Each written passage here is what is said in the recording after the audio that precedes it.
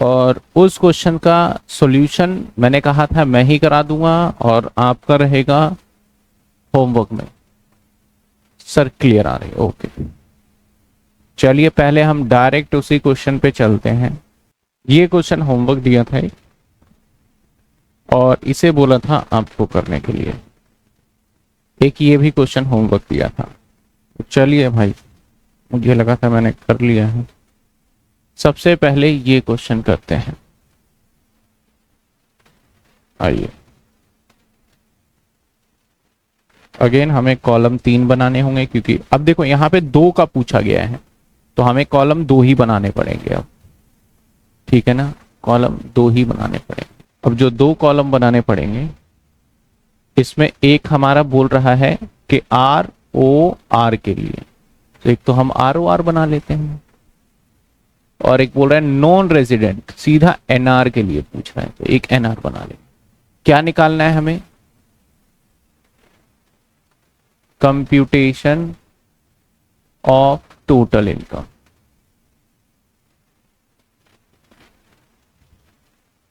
Particular, चलिए sir अब देखते हैं, इनकम टोटल करते जाएंगे और पढ़ते जाएंगे।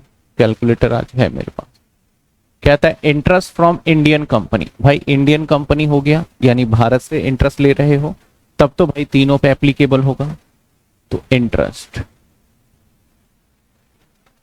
तो तीनों पे एप्लीकेबल होगा, तो ये दोनों पे भी होने वाला है, दैट इज 120 एंड 120। 120, एक बार लाइट बंद करना वहां से। 120 and 120। Pension farmer employer in India receive USA. तो भाई पेंशन मिल रहा है, कहीं पहले भारत में था और उसको अब पेंशन मिल रहा है, तो ऐसे सिचुएशन में तीनों के लिए टैक्सेबल हो जाएगा। तो पेंशन पेंशन की बात करें तीनों के लिए, तो 180 180। इसके बाद profit earn from business in Paris. अब बिजनेस बाहर है। Control in India, half profit receive in India. तो इसको देखो कैसे करेंगे। हमारे पास 2 लाख रुपए का प्रॉफिट था, इसमें से हाफ, अगर 50% की हम बात करें तो 50%, 1 लाख तो रिसीव हो गया, और जो बाकी का हमारा 1 लाख है वो रिसीव नहीं हुआ इंडिया में। तो अगर हमारा बिजनेस बाहर हो और इंडिया से कंट्रोल हो रहा हो, तो जो इसके लिए तो 2 के ऊपर टैक्सेबल होगा, और अगर रिसीव हो गया है तो रिसीव के केस में सभी के ऊपर टैक्सेबल होगा, तीनों के ऊपर। तो यहां पे कैसे करोगे? प्रॉफिट अर्न फ्रॉम बिजनेस, जो पार्ट रिसीव हो गया है, तो रिसीव तीनों के लिए टैक्सेबल है। जैसे कि यहां पे देखो जो चार्ट हमने बनाया था, आप ध्यान से देखो इसमें, अगर आप रिसीव करोगे या डीम टू रिसीव है तो सभी पे यस यस है। अगर बिजनेस आउटसाइड इंडिया कंट्रोल है तो सिर्फ 2 पे यस है, तीसरे पे नो है। तो उसी के हिसाब से हम यहां पे देख रहे हैं कि क्या करना है। तो देखो 1 लाख तो दोनों के ऊपर लग जाएगा, तीसरा तो है ही नहीं ना, तो दोनों के ऊपर 1 लाख। और इनफैक्ट मैं कहूंगा एक के ऊपर पूरे 2 लाख लगेंगे, और एक के ऊपर सिर्फ 1 लाख ही टैक्सेबल होगा अगर ये स्टेटस हुआ। ये 2 लाख कैसे हुआ? 1 लाख तो तीनों वाला और 1 लाख आउटसाइड बिजनेस वाला। ठीक है sir. Income from agriculture Bhutan remitted to India. जब रेमिटेड इंडिया में होता है तो किसके लिए होगा? बताओ कमेंट में।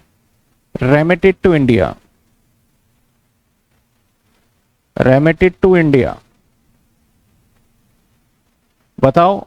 रेमिटेड टू इंडिया तो सिर्फ और सिर्फ एक के लिए टैक्सेबल होगा। Please classes evening 6:30। क्यों कॉलेज स्टार्ट होगी? Actually now I am college only. शायद कॉलेज अभी छुट्टी है, इसलिए मैंने सुबह रखा था। जैसे ही कॉलेज स्टार्ट होगा मैं इवनिंग ही करूंगा, जैसे कॉलेज स्टार्ट होगा मैं इवनिंग ही करूंगा। तो यहां पे देखिए आपका 125 सिर्फ एक के लिए टैक्सेबल। और इसके लिए टैक्सेबल नहीं होगा। रेमिटेंस सिर्फ एक के लिए taxable. Income from property in England receive there, भाई वहीं रिसीव कर लिया, तो इनकम आपका property, income from property, income from property. तो जब कभी भी कोई भी ऐसा इनकम हो, बाहर कमा रहा है, बाहर ही रिसीव कर रहा है, तो अगर आप आरओआर आपका स्टेटस होता है तब बोलेंगे भैया आपको तो भारत में टैक्स देना पड़ेगा। लेकिन सामने वाला व्यक्ति बोलता है मैंने वहां टैक्स दे दिया, तब नहीं दो आप।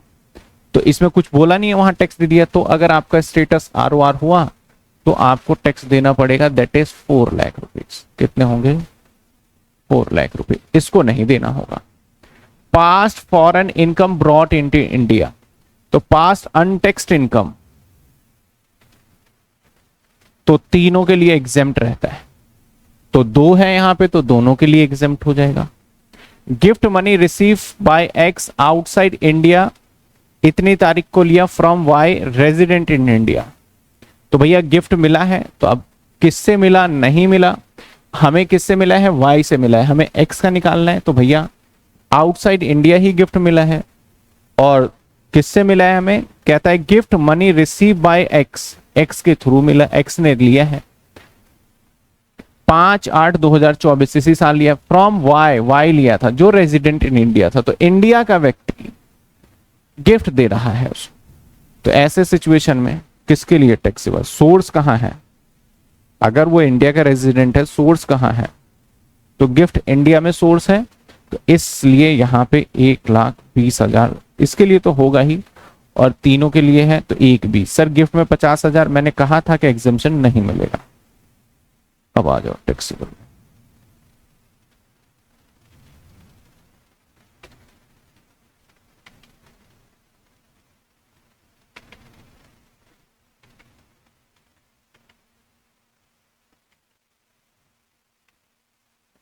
ये आ गया हमारा 11,45,000, 11,45,000। और ये आ गया 1,20,000, 1,80,000, 1,00,000 और 1,20,000। ये 5,20,000, 5,20,000। देखिए बताइए कोई डाउट है तो बताइए, कोई डाउट है इस क्वेश्चन में? आपको होमवर्क दिया गया था, आपको होमवर्क दिया गया था। सर जी वाला एक बार फिर से समझा दीजिए। जी गिफ्ट देखो, 1% इंडिया में है, ये मान रहे हैं हम, और आप गिफ्ट दे रहे हो, कहां पे दे रहे हो भाई? गिफ्ट आउटसाइड इंडिया, मान लेते हैं यूएसए में दे रहे हो। तो हमें टैक्सेबल इनकम किसका निकालना है? इसका निकालना है। ये एक्स है और ये वाई है।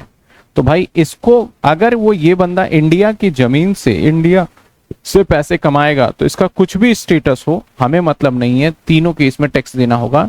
क्योंकि जो सोर्स ऑफ इनकम है, इसका सोर्स ऑफ इनकम है, कहां पे है? वो इंडिया के अंदर है सोर्स ऑफ इनकम। जो इसे गिफ्ट मिला है उसका सोर्स कहां है? इंडिया में है। तो ऐसे सिचुएशन में अगर इंडिया के जगह से आपको पेमेंट मिल रहा है, इस केस में सभी के लिए टैक्सेबल होता है। दैट्स वाई हमने 2 के लिए टैक्सेबल कर दिया। अनटैक्स इनकम एक बार बोलो। अनटैक्स इनकम देखो क्या कहता है, past foreign income brought in India. तो जब कभी भी ऐसे शब्द लगाएंगे कि पास्ट फॉरेन इनकम, पुराने समय पे इनकम कमाए गए इंडिया ला रहा है, तो यहां पे अनटैक्स तो नहीं बोलेगा, लेकिन ये अनटैक्स्ड इनकम ही होता है जिसको भारत में लाया जाता है। तो इसलिए हमने यहां पे ये किया है। और पूछिए पॉइंट। देखिए आप पॉइंट पूछेंगे तो मैं एक्सप्लेन करता जाऊंगा आपको, है ना? पॉइंट पूछिए सर, पूछिए। और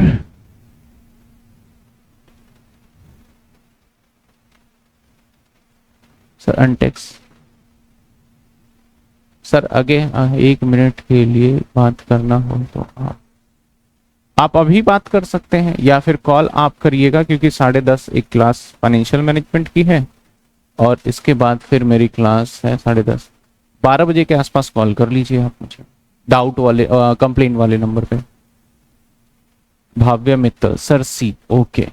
सी पॉइंट कहता है, सी पॉइंट देखो आप, बिल्कुल सही, यही डाउट तो मैं चाहता हूं कि आए आप लोगों का। और इसमें मुझे बताने में मजा आता है, नहीं तो मैं आगे बढ़ जाता हूं, कुछ पता ही नहीं चलता तो मजा नहीं आता।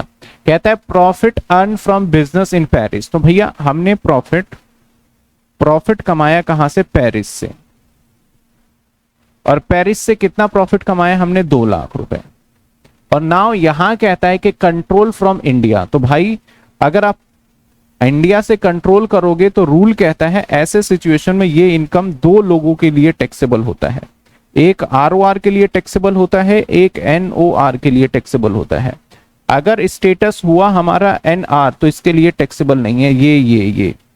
लेकिन इसी में एक पॉइंट ऐड कर दिया कि हाफ ना प्रॉफिट रिसीव इन इंडिया। तो जो 50% है, जो 50% इसका हाफ होगा 1 लाख, तो 1 लाख वाला पोर्शन रिसीव हो गया इंडिया में, बाकी 1 लाख रुपए इंडिया में रिसीव नहीं हुआ। तो जब रिसीव हो गया तो ये आउटसाइड इंडिया वाला रिसीव पे कॉन्सेप्ट नहीं लगेगा, प्रायोरिटी बेसिस पे रिसीव वाला कॉन्सेप्ट लगाएंगे। तो जब इंडिया में रिसीव हो रहा है तो ऐसे सिचुएशन में क्या किया मेरे भाई, हमने इंडिया में जैसे ही रिसीव हुआ तो तीनों पे टैक्सेबल लगा दिया। अगर रिसीव करोगे, इंडिया में रिसीव करोगे तो तीनों पे टैक्सेबल लगेगा, चाहे आरओआर हो, चाहे एनओआर हो, चाहे एनआर हो, तीनों के ऊपर टैक्सेबल लगेगा जब इंडिया में रिसीव्ड हो जाएगा। इस बात का ध्यान रखिएगा, ठीक है ना। जैसे ही रिसीव्ड हो जाएगा तो किस पे टैक्सेबल लगेगा साहब?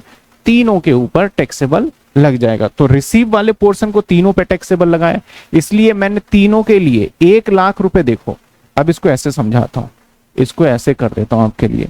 1 लाख रुपए तो आपका सिर्फ 2 के लिए टैक्सेबल होता है जो रिसीव नहीं हुआ, और 1 लाख जो रिसीव हो गया वो सबके लिए टैक्सेबल, हमें 2 के लिए निकालना है। तो इन दोनों के लिए ये रिसीव वाला पार्ट हो गया, ये नॉट रिसीव वाला पार्ट हो गया, ये नॉट रिसीव वाला पार्ट हो गया, नॉट रिसीव। तो नॉट रिसीव है तो 2 के लिए टैक्सेबल आरओआर और आपका एनओआर, और रिसीव है तो सबके लिए। तो इसलिए मैंने रिसीव वाला इसमें भी डाल दिया और नॉट रिसीव वाला इसमें जाएगा नहीं। क्या समझ में आया आपको? भाव्य समझ में आया आपको? बताइए समझ में आया आपको? जल्दी बताइए भाव्य, क्या समझ में आया आपको? अब आगे और किसी का किसी पॉइंट में डाउट नहीं? चलिए एक और सवाल देखते हैं फिर, ये भी आपको होमवर्क दिया था।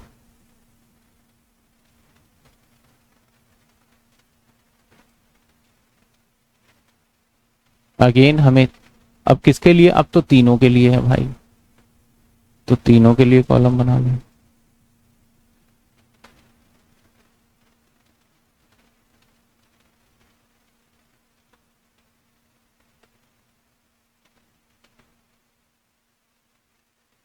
ठीक है, R O R, N O R, N R, ठीक है। पहला पॉइंट देखो, तीनों के लिए करना है।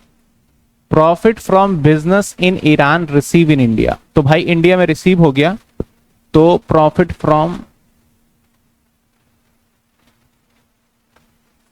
बिजनेस, बताओ किसके लिए टैक्सेबल होगा? दिमाग लगाओ, आप बताओ जल्दी जल्दी। आप क्या आप बोलोगे, आपके कमेंट के ऊपर अब चलेगी क्लास। बताओ, अब आप बताओ किसके लिए टैक्सेबल होगा, जल्दी बताओ किसके लिए टैक्सेबल करें। प्रॉफिट करा है बिजनेस, अगर आपको विजुअल नहीं है थोड़ा और इसका साइज इंक्रीज कर सकते हैं। प्रॉफिट करा है बिजनेस, और बिजनेस कहां पे था? ईरान। ईरान में अभी लड़ाई चल रही है ना, तो उस सिचुएशन में क्या हुआ? रिसीव इंडिया में हुआ, लेकिन तो किसके लिए ऊपर होगा? सर ये तीनों पे, बिल्कुल सही जवाब, तीनों, क्योंकि रिसीव वाला कॉन्सेप्ट एक्टिव हो गया ना, तो तीनों पे, तीनों पे, तीनों पे।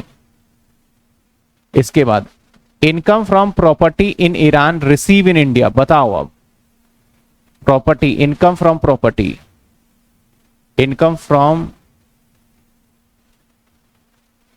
प्रॉपर्टी अगर रिसीव वहीं हो जाता तो एक तो टैक्सेबल देगा। अब ये भी किस पे लगेगा सर? ये भी तीनों पे लगेगा, क्योंकि इंडिया में रिसीव हो गया पैसा। आप कहां से इनकम कमा रहे हो मतलब नहीं, अगर रिसीव हो गया तो फिर कंसर्न है।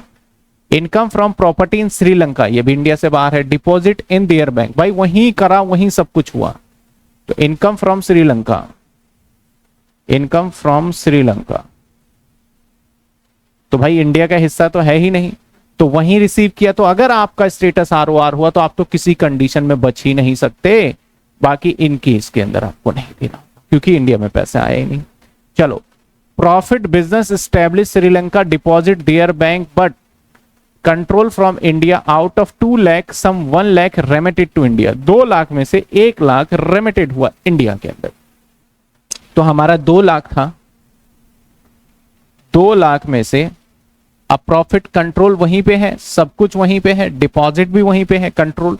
तो ऐसे सिचुएशन में मेरे भाई 2 लोगों के लिए टैक्सेबल होता है, एक आरओआर के लिए, एक एनओआर के लिए। लेकिन इसने बोला कि भाई हमने 1 लाख रेमिटेड इंडिया कर लिया, तो अब ये वाला पॉइंट एक्टिव नहीं हो सकता। अगर रिसीव होता तो हो जाता, क्योंकि ऑलरेडी कंट्रोल इंडिया से है तो 2 पे टैक्सेबल है ही है।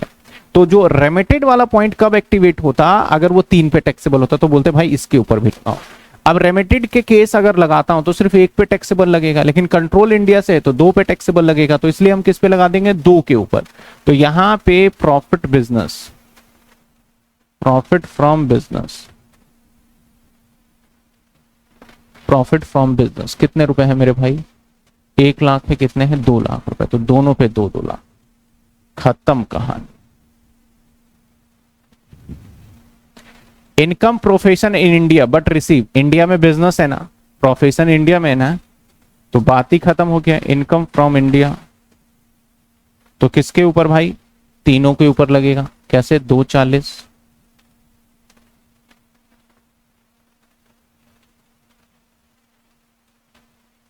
आ जाओ। Profit earn from business in Kanpur, Kanpur में बिजनेस है, तो प्रॉफिट कहां से कमाया, कानपुर से। तो कानपुर कौन से देश में है, भारत में ही है। तो भाई कानपुर भारत में ही है, तो कौन बचेगा, भारत से पैसा कमा के कोई बचा है आज तक, कोई नहीं बचेगा। Income from agriculture England and all spend of education children in London, मतलब सब कुछ, इनकम भी इंग्लैंड में, खर्चा भी वहीं, रिसीव भी वहीं। तो बस एक के लिए टैक्सेबल होगा अगर आपका स्टेटस इनकम फ्रॉम एग्रीकल्चर, तो कितने रुपए, सिर्फ एक के लिए 270, इसके लिए ये नहीं बच सकता अगर ये स्टेटस बन गया उसका। तो देख रहे हो, आर ओ आर बनना मतलब आपको पैसा देना ही पड़ेगा, आर ओ आर बनना मतलब पैसा देना ही पड़ेगा। तो कितने हुए, 5 लाख, 120, 180, 2 लाख, 240, 160, 270, ये तो हो गया 16,70,000। इस पे देख लेते हैं, 5 लाख, 120, 2 लाख, 240, 160, ये हो गया 12,20,000।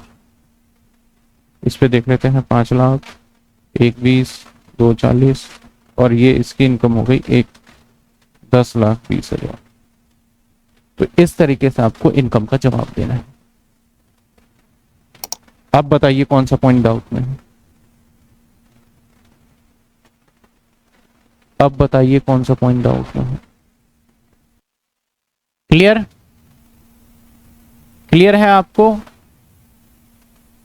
एक ये सवाल दिया था, ये मैंने कहा था इंपॉर्टेंट, आज फिर से होमवर्क, क्योंकि आज ज्यादा लंबी क्लास नहीं होगी। एक मुझे क्या बताऊं, एक टिकट मुझे बनाना है जो कि 10 बजे है, कल बनाते बनाते रह गया था। आज देखेंगे, आईआरसीटी के टिकट बनना बहुत मुश्किल है। जिन्होंने किसी ने ट्राई किया होगा आप में से, आपको पता होगा, तो वो चलिए सर देखिए, सबसे पहले इस क्वेश्चन को कैसे करेंगे। अब इस क्वेश्चन में कहीं भी ये नहीं बोला गया कि इस सवाल को करो आप आरओआर के हिसाब से, या फिर करो एनओआर के हिसाब से, या करो एनआर के हिसाब से, कहीं नहीं बोला गया।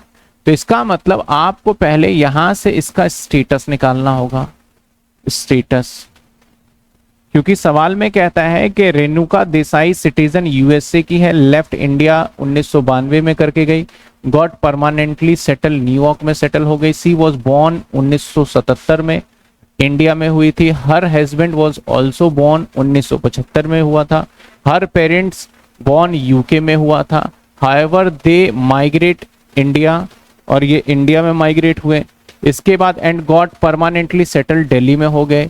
रेणुका कम्स दिल्ली, तो ये इंडियन ओरिजिन है नहीं, ये टोटल बताने का काम है। And stay 100 days prior to the also, he has been coming India 100 days during every previous year, 100 दिन आया करती थी। For previous year she earn the following, ये इनकम। तो पहले इसका स्टेटस निकालो उसके हिसाब से, यानी वो कैलकुलेशन, ये क्वेश्चन इंपॉर्टेंट है, ऐसे एग्जाम में आएंगे। तो पहले इसका स्टेटस निकालो, फिर इसका टोटल इनकम निकालो। तो स्टिल अगेन मैं ये आपको होमवर्क में दे रहा हूं, स्टिल अगेन होमवर्क में दे रहा हूं। देखो रोहित पहले कह रहा है सर वेरी हार्ड, वही चीज है ना कि नहीं भाई पॉसिबल ही नहीं होता, पता नहीं क्या चक्कर है, इतनी डिमांड कभी भी खाली नहीं होती, करने की कोशिश करो, देखते हैं हो जाए तो ठीक है, नहीं हो तो कोई बात नहीं भाई। वही चीज बहुत बड़ा ये एक ड्रॉबैक है जिसके अंदर आप 1 महीने बाद भी, जैसे रोहित ने कहा 2 महीने बाद की भी आप टिकटिंग रेल के अंदर देखोगे नहीं मिलता भाई, नहीं मिलता। और कहते हैं रेल सबसे लॉस में चल रहा है। भाई हमारे इतने सारे पर्सन ग्रेजुएट हो रहे हैं, इतने बच्चे ग्रेजुएट हो रहे हैं, वैकेंसी निकालो ना, आपके पास डिमांड है, सप्लाई नहीं है, और सप्लाई पूरी नहीं कर पा रहे भारत में, बताओ सप्लाई नहीं पूरी कर पा रहे हैं। तो ये एक दुख की ही बात कह सकते हो कि सर सप्लाई पूरी नहीं कर पा रहे हैं, बताओ।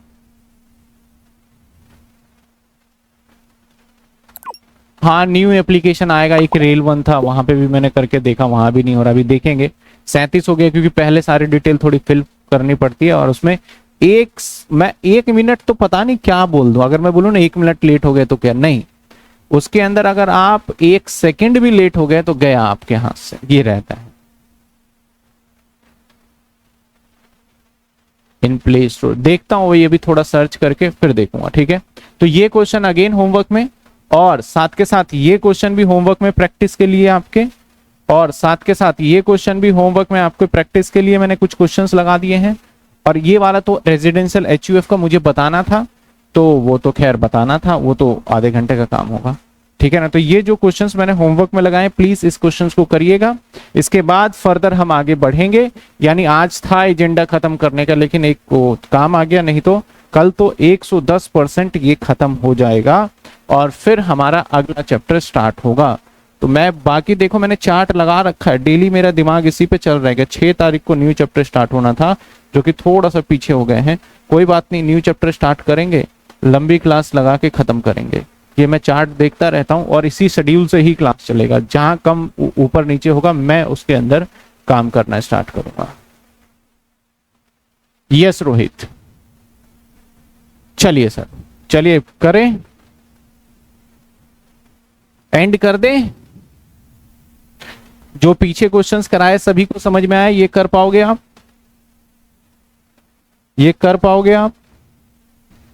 चलिए मिलते हैं हम अगली क्लास के अंदर, और अगली क्लास के अंदर फिर हम आगे टू बी कंटिन्यू करेंगे और इस चैप्टर को कंप्लीट करेंगे।